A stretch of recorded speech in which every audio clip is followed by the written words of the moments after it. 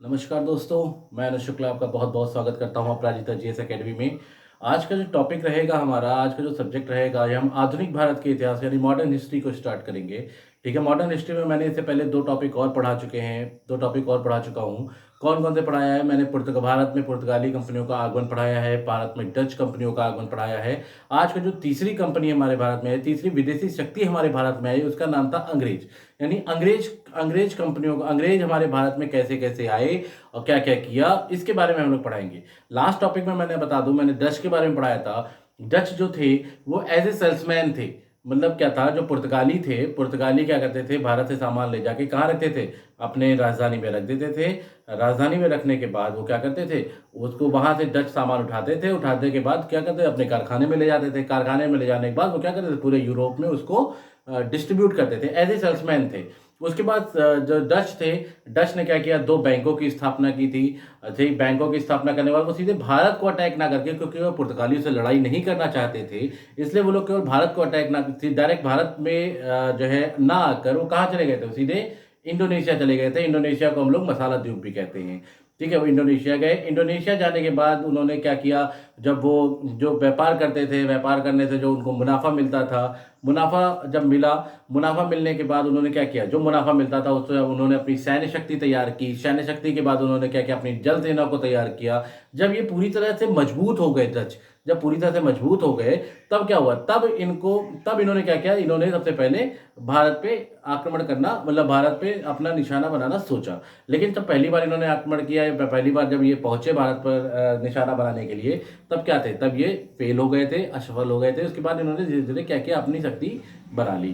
तब जिसके बाद जब अंग्रेज आए, अंग्रेज और भारत में जब अंग्रेज और जब डचों में लड़ाई होती है, फर्रुखशेर जो था 1717 में, उसने जो शाही फरमान दे दिया था, जिसे मैग्ना कार्टा भी कहा जाता है, जो उसने उसने जब दे दिया था अपना शाही फरमान, उसके बाद डच और अंग्रेज के बीच में लड़ाई हुई। जब डच और अंग्रेज के बीच में लड़ाई हुई तो अंग्रेजों ने डच को बहुत बुरी तरह पराजित किया था, और पराजित करने के बाद डचों को क्या कर दिया था, वहां से भगा दिया था। ठीक है, आज जो टॉपिक रहेगा हमारा हमारा रहेगा अंग्रेजी कंपनी, अंग्रेजों का आगमन,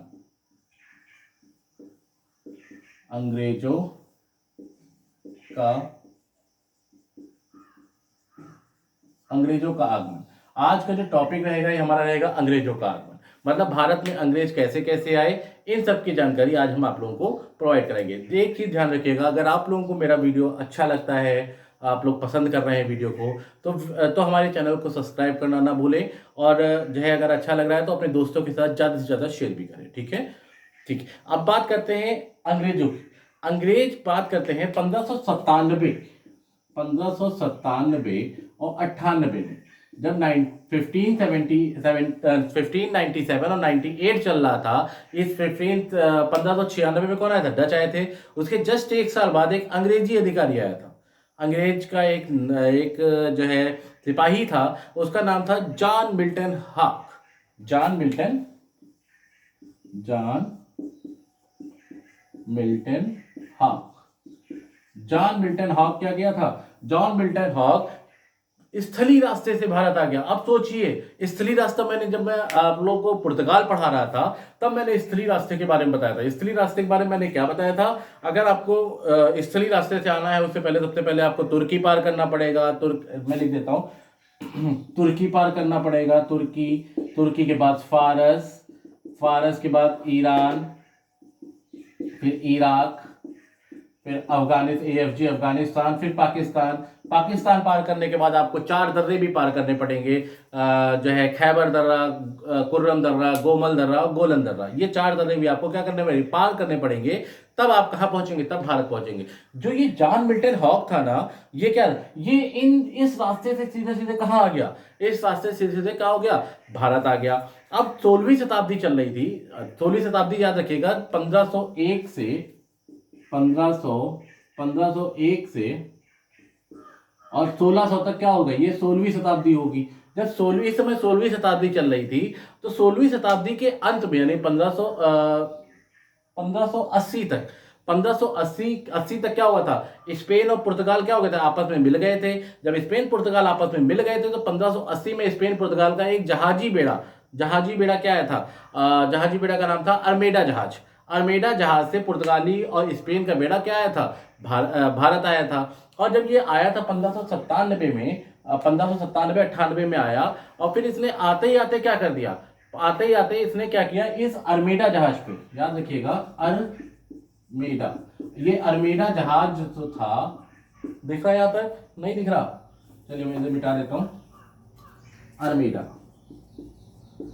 अरमीडा जहाज से कौन आया था, अरमीडा जहाज से आए थे आपके स्पेन और पुर्तगाली, स्पेन प्लस पुर्तगाली। स्पेन और पुर्तगाली क्या हुआ था, संयुक्त बेड़ा कहाँ से, अरमीडा जहाज से कहाँ आया था, अरमीडा जहाज से जो है आया था भारत। अब जब ये आया, जॉन मिल्टन हाँ, ये आया कब था, ये 88 में आया था, 1588 में आया था।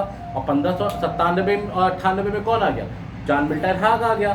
तो अब जॉन मिल्टन हाग ने आते ही आते ना आओ देखा ना ताओ देखा, सीधे जाके जाते जाते इस पे कर दिया, इस पे क्या कर दिया, आक्रमण कर दिया, इस जो है संयुक्त बेड़े पर क्या कर दिया, अरमीडा जहाज पर, संयुक्त जो अरमीडा जहाज से जो संयुक्त बेड़ा आया था, इस पे क्या कर दिया, इस पे आक्रमण कर दिया। और पुर्तगाली स्पेन को बहुत बुरी तरह पराजित किया, बहुत ही बुरी तरह पराजित किया। जो पुर्तगाली स्पेन थे ये क्या हो गए थे, ये बहुत बुरी तरह क्या हो गए थे, हार गए थे। जब ये हरा दिया तब ये वापस कहाँ गया, जब ये वापस गया कहाँ, अपने इंग्लैंड गया, इंग्लैंड गया, तब इंग्लैंड में इसने अपने महारानी को बताया, महारानी एलिजाबेथ को बताया कि वहां पे मैं ऐसे ऐसे फलाने में मैं हार गया, मतलब मैं हरा के आया हूँ, जब स्पेन और पुर्तगाली जहाज को, स्पेन और पुर्तगाली जहाज को मैं क्या करके आया हूँ, हरा के आया हूँ। तब 1599 में क्या हुआ, 1598 में क्या किया, इसने हराया था 10 साल बाद, इससे 10 साल बाद क्या 1598 आया, 1598 में क्या किया, इसको हरा दिया। फिर से मैं लिख देता हूं इसको, यहां से मिटा देता हूं, याद रखिएगा, जॉन मिल्टन हाग आया था, जॉन मिल्टन हाग, जॉन मिल्टन कब आया था, 1598 और 97, 1597-98 में आया था। इसने आते आते किस पर आक्रमण, युद्ध किया, आक्रमण कर दिया, आक्रमण किया इस जहाज पे, इस जहाज पे क्या किया, इसको जो है बुरी तरह से पराजित कर दिया। और पराजित करने के बाद 1599 में जब 1 साल बाद ये अपने इंग्लैंड पहुंचा, तब इंग्लैंड में इसने महारानी को बताया, एलिजाबेथ को बताया, महारानी एलिजाबेथ प्रथम को बताया कि मैं वहां गया था, और वहां जाने के बाद मैंने क्या किया था, वहां जाने के बाद मैंने इन लोगों को हराया है, मैंने इन लोगों को मार के आया हूं, लड़ाई करके आया, लड़ाई की, और लड़ाई करने के बाद इन लोगों को मैंने बहुत बुरी तरह पराजित किया, स्पेन और पुर्तगाली को। तो 1599 में ही क्या किया, 1599 में ही 217 व्यापारियों ने क्या किया था, 217 व्यापारियों ने क्या किया था, मिलकर एक कंपनी बना ली। याद रखिएगा, 1599 में ये वापस पहुंचा, और पहुंचने के बाद तुरंत ही 1599 में 217 व्यापारियों ने क्या की थी, 217 व्यापारियों ने एक कंपनी का निर्माण कर दिया, एक कंपनी का जो है निर्माण कर दिया, या एक कंपनी को बनाया, जिसमें क्या हुआ, जो कंपनी को बनाने के बाद महारानी एलिजाबेथ प्रथम के पास में क्या किया, प्रस्ताव रखा कि हम लोग जाएंगे, और जाएंगे कहाँ जाएंगे, हम लोग जाएंगे और पूर्वी देशों के साथ क्या करेंगे, पूर्वी देश, यानी पूर्वी देश उनको भारत ही पता था, तो पूर्वी देश जाएंगे और भारत के साथ क्या करेंगे, व्यापार करेंगे। इस जो है जो कंपनी बनाई थी इन लोगों ने, इस कंपनी का नाम क्या रखा था, governor and company of merchant. बहुत बड़ा नाम है, देखिए इसको लिखना इतना पॉसिबल नहीं है, तो लिखेगा आप लोग, फिर से मैं एक एक वर्ड फिर से बोल दे रहा हूं, government and company of merchant London trading into the east India.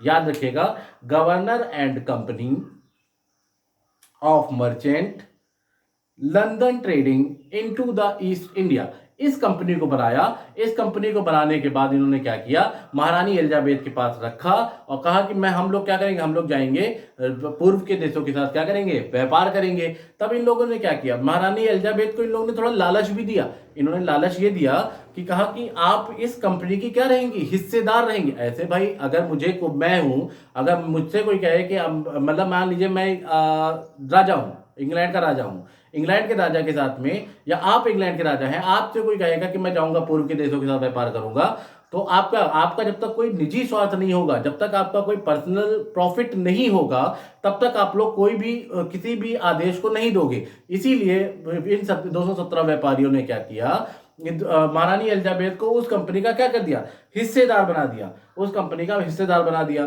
तब क्या किया, 31 दिसंबर 1600 को, इतनी चीज आप लोगों को उम्मीद करते हैं समझ में आ गई होगी। 31 दिसंबर 1600 को क्या हुआ,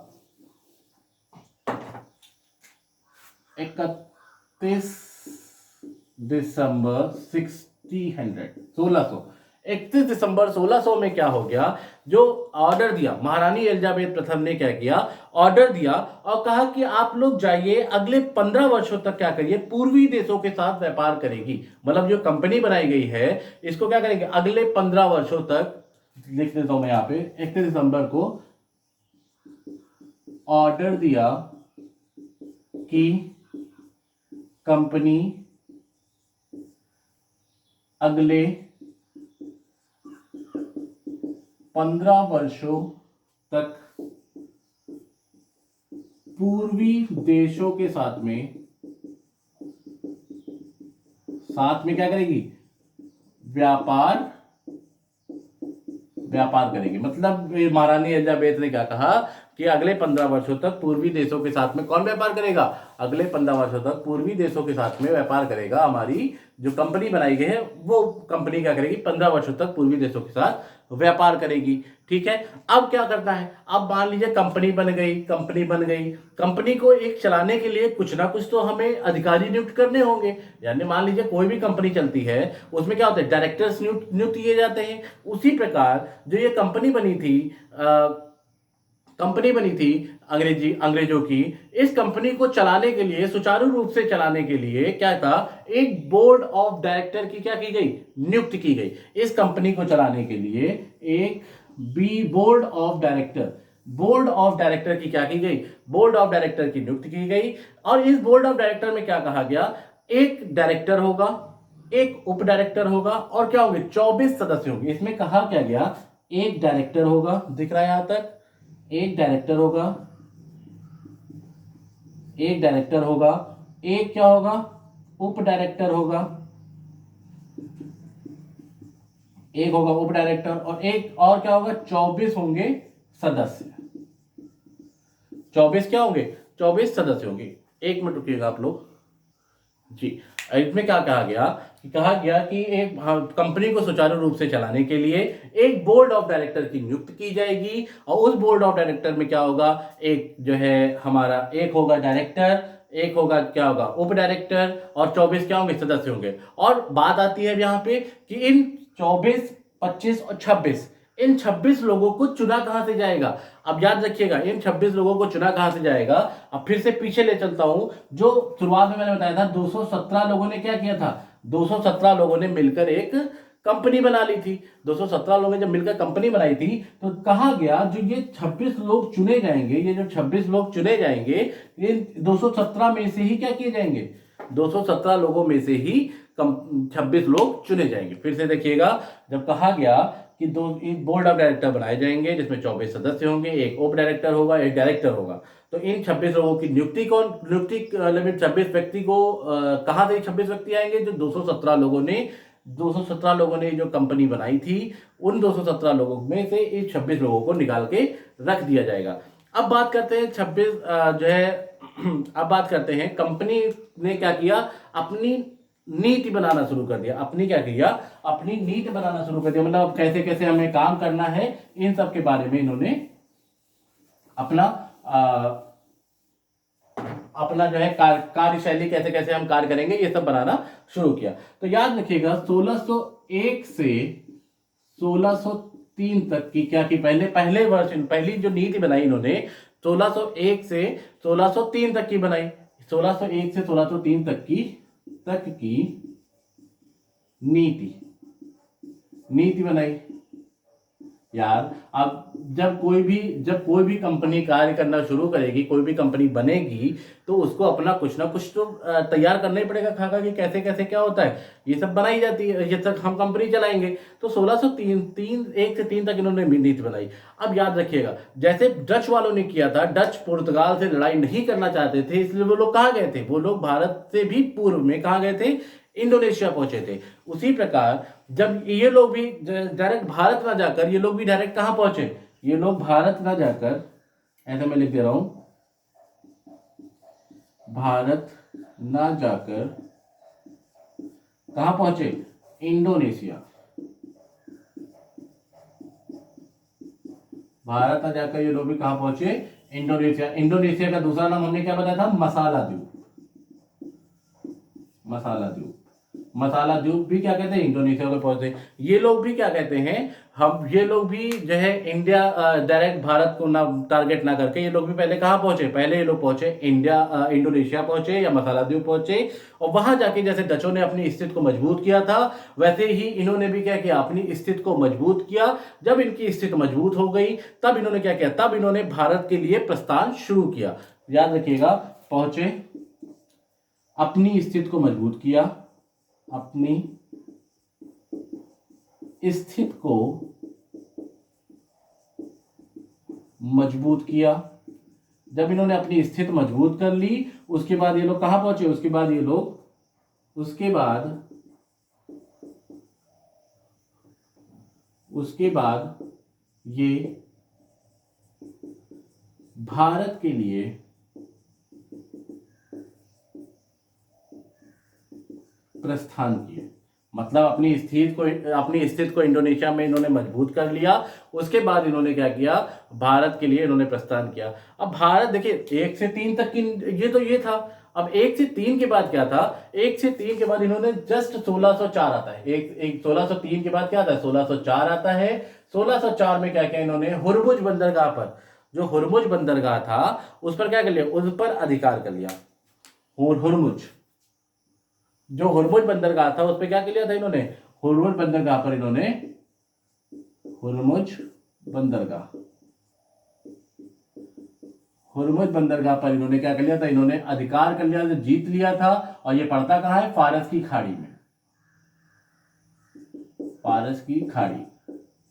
अब याद रखिएगा, जो फारस की खाड़ी है, फारस की खाड़ी इस समय किसके अंडर में थी, इस समय अंडर में थी पुर्तगालियों ने अरब वासियों को हरा के भाई फारस की खाड़ी को अधिकार में कर लिया था ना। तो ये क्या थे, ये फारस की खाड़ी किसके अंडर में थी, पुर्तगालियों के अंडर में थी। तो पुर्तगाली को हराकर, यानी जो है अंग्रेजों ने हुरमुज बंदरगाह को जीता, किसको हराकर, पुर्तगालियों को हराकर हुरमुज बंदरगाह को क्या कर लिया, इन्होंने जीत लिया। उसके बाद 1608 में इन्होंने क्या किया, इन्होंने 1608 में इन्होंने सूरत, भारत में जो सूरत पड़ता है उसको टारगेट किया। भारत में, मैं इसको बिठा देता हूं, 1608 में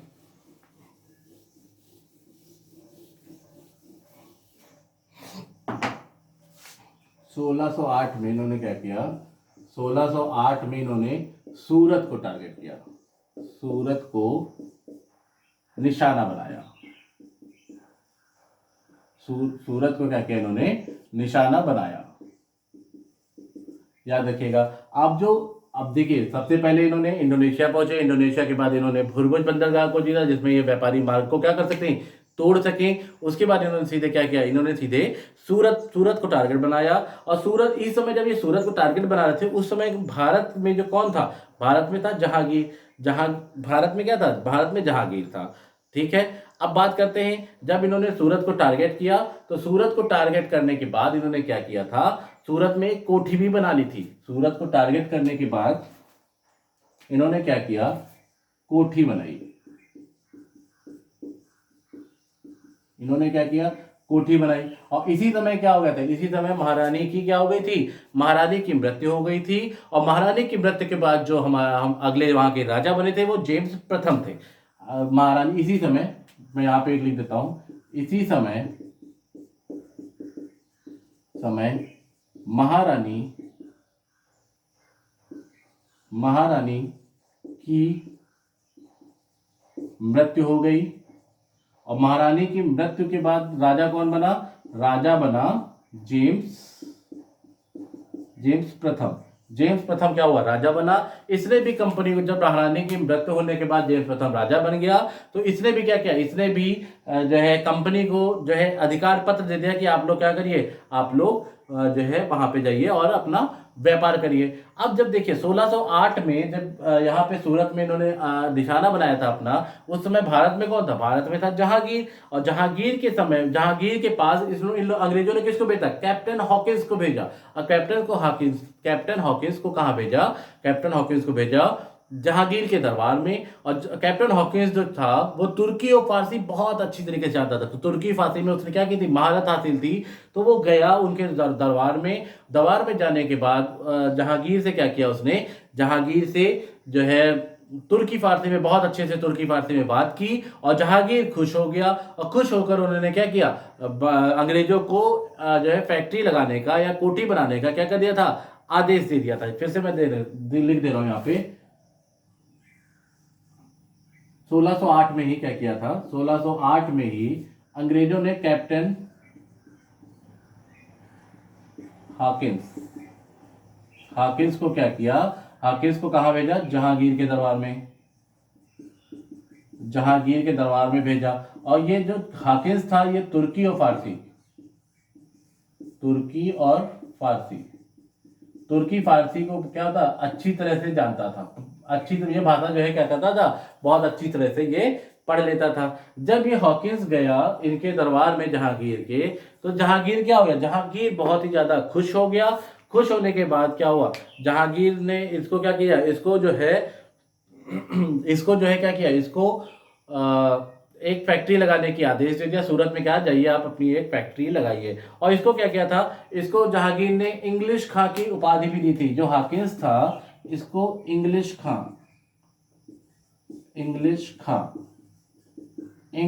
की उपाधि दी। पूछ लिया जाता है, डायरेक्ट पूछा जाता है इंग्लिश खां की उपाधि किसको प्राप्त है?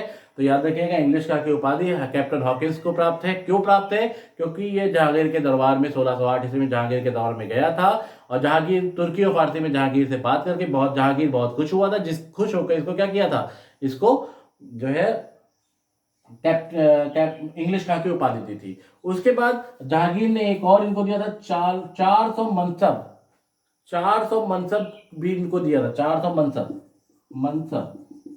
मनसब भी क्या दिया था? 400 मनसब इसको ही दिया था। अब याद रखिएगा जब ये जहांगीर खुश हो गया, खुश होने के बाद कोठी बनाने की आदेश दे दिया, तब नाराज कौन होगा? भाई वहां पे जो पहले भारत में जो पहले रह रहे थे वो तो नाराज हो जाएंगे।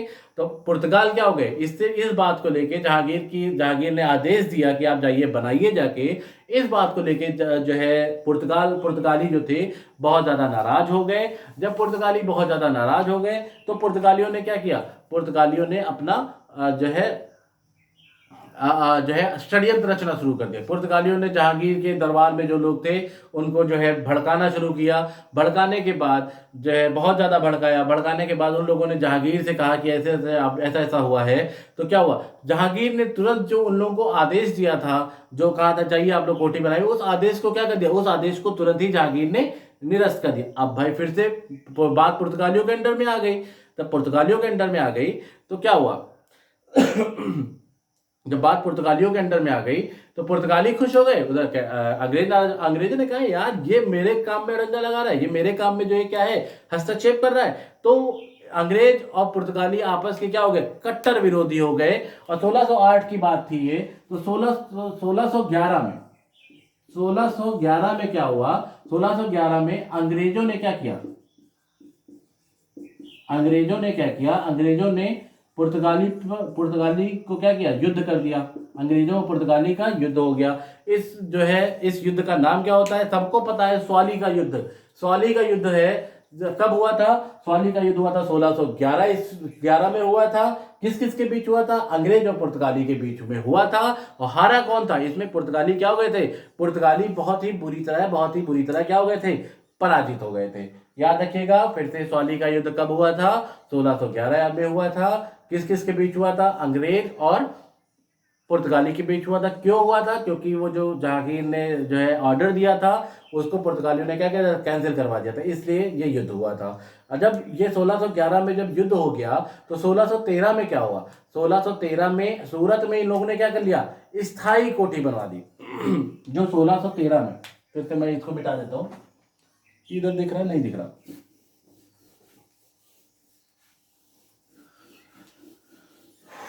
1613 में इन लोगों ने क्या किया, अंग्रेजों ने 1613 में सूरत जो था, सूरत में क्या किया इन लोगों ने, स्थाई कोठी बनवाई। स्थाई कोठी 1613 बनवा ली। अब 1619 में याद रखिएगा, अब 1619 में कौन आया, 1619 में टॉमस रो आया। टॉमस, सॉरी 1613 में, हाँ 1619 नहीं 1615 में कौन आया था, 1615 में आया था टॉमस रो जो है आ गया बाहर। 1615 में क्या हुआ, टॉमस रो आ गया। टॉमस रो कहाँ आया, टॉमस रो आ गया, भारत आ गया। अब भारत आने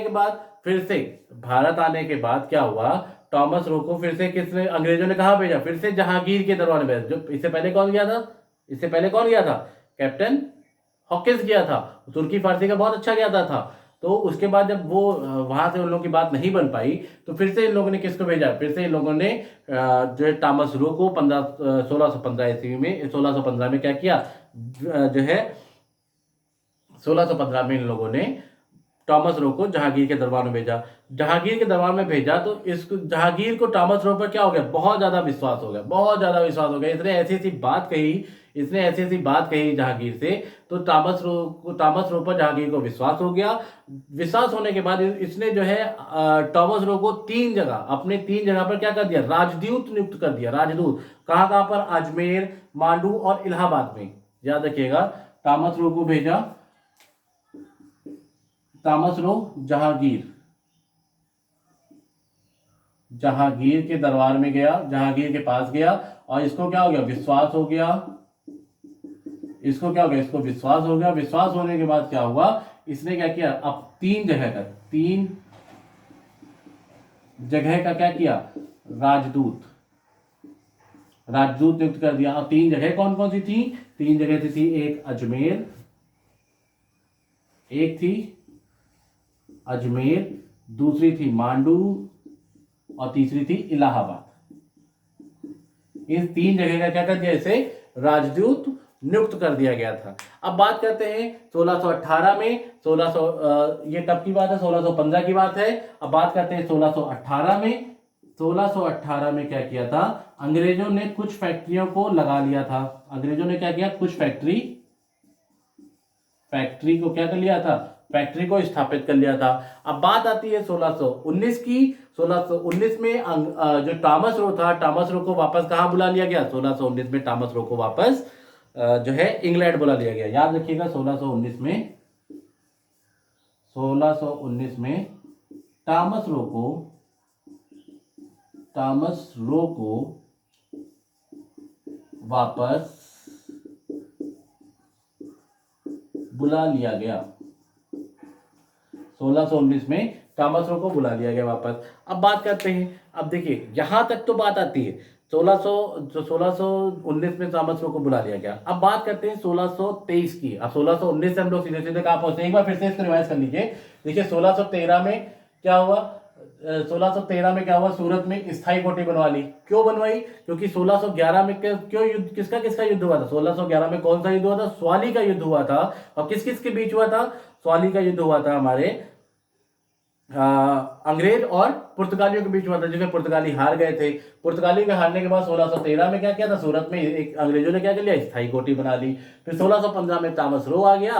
टॉमस रो ने क्या किया, जहांगीर के दरबार में इसे भेजा गया। जहांगीर इससे बहुत ही खुश हो गया, बहुत ही इसका विश्वास करने लगा, जिसके इसमें 3 जगह की क्या कर दी, 3 जगह की इसको जो है राजदूत बना दिया। कौन कौन सी जगह थी, पहला था अजमेर, दूसरा था मांडू, तीसरा था जो है इलाहाबाद। इसके बाद 1500 इलाहाबाद बना दिया। उसका 1619 में क्या कर दिया, टॉमस रो को वापस बुला लिया गया था। अब बात कर लेते हैं 1623 की। 1623 में अंग्रेजों ने क्या किया था, काफी जगह पर अपनी फैक्ट्री स्थापित कर ली थी। 1623 तक आते आते, 1619 के बाद 1623 तक आते आते अंग्रेजों ने क्या किया, काफी जगह पर अपनी फैक्ट्री स्थापित कर ली थी, काफी जगह अपना फैक्ट्री बना ली थी, जैसे कि सूरत, भड़ौच, अहमदाबाद, मसूलीपट्टनम, अजमेर, आगरा, जो है इन जगह पर अपनी क्या कर ली थी, फैक्ट्री बना ली थी। मैं मिटा के लिख देता हूं इसको।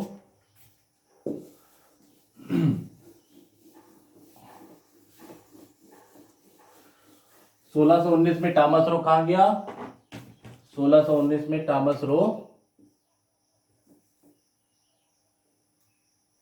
1619 में टॉमस रो कहाँ गया? टॉमस रो वापस गया। और जब 1619 से हम लोग पहुंचे 1623 तक, तो 1623 तक अंग्रेजों ने क्या किया? काफी फैक्ट्री लगा ली, काफी फैक्ट्री स्थापित कर ली। काफी फैक्ट्री स्थापित कहाँ कहाँ की? जैसे अजमेर में स्थापित कर ली, भड़ौच में स्थापित कर ली। अजमेर हो गया, भड़ौच हो गया, अहमदाबाद हो गया। लिख देता हूं मैं, अजमेर,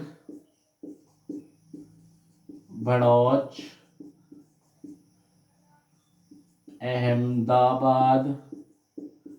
अहमदाबाद के बाद क्या था? मसूलीपट्टनम। मसूलीपट्टनम के बाद इन्होंने कहाँ फैक्ट्री लगाई थी? मसूलीपट्टनम के बाद इन्होंने शायद आगरा में लगा ली थी। आगरा, अजमेर। इतनी जगह पर इन लोगों ने क्या किया था? इतनी जगह पर इन लोगों ने अपनी फैक्ट्री को क्या कर लिया था? स्थापित कर लिया था। अब बात करते हैं, इन्होंने फैक्ट्री तो स्थापित कर ली। अब फैक्ट्री को स्थापित करने के बाद इन लोगों को क्या बनाना था? इन लोगों को हेड ऑफिस बनाना था। तो इन लोगों ने जो सूरत था, ये सूरत नहीं लिखा मैंने इसमें, हाँ नहीं लिखा, ये सूरत में भी बनाई थी। सूरत में पहली बनाई थी। सूरत में क्या किया था? सूरत में इन लोगों ने अपने हेड ऑफिस, सूरत को क्या किया? अपना हेड ऑफिस क्या किया? अपना हेड ऑफिस कहाँ बनाया? अपना हेड ऑफिस बनाया सूरत में। अब सूरत में हेड ऑफिस बनाने के बाद 1640 में ये लोग क्या हुआ? मद्रास पहुंचे। और मद्रास में इन्होंने क्या किया? अपनी जो कोठी बनाई थी, और कोठी को क्या किया?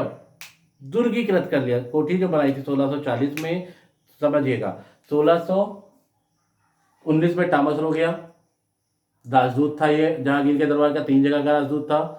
उसके बाद 1623 में इन्होंने काफी फैक्ट्री लगा ली। जो इन्होंने फैक्ट्री लगाई थी उसका क्या किया? उसका जो हेड ऑफिस बनाया वो सूरत को बनाया।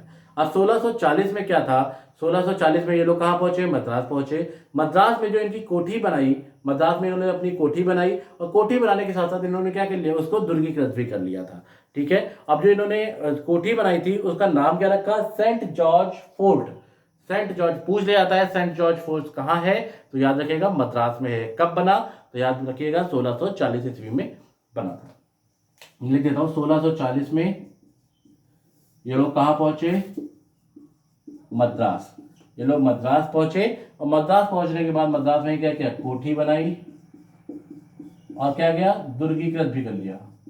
दुर्गीकृत, कोठी बनाने के साथ साथ इन्होंने क्या कर लिया? दुर्गीकृत भी कर लिया था। दुर्गीकृत के साथ साथ इन्होंने जो कोठी जो बनाई थी उसका नाम क्या रखा था? जो कोठी बनाई थी उसका नाम रखा था सेंट जॉर्ज फोर्ट।